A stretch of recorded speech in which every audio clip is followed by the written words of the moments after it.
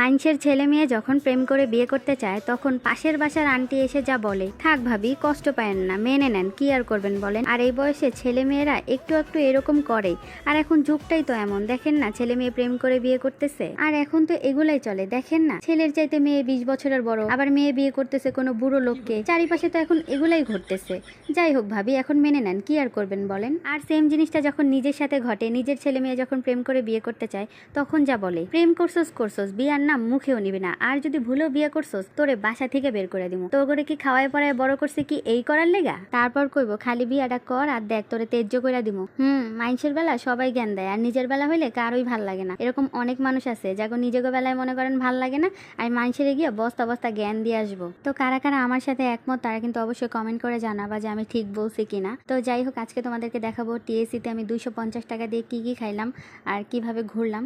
তো চাইলে তোমরাও যাইতে পারো। তো তার জন্য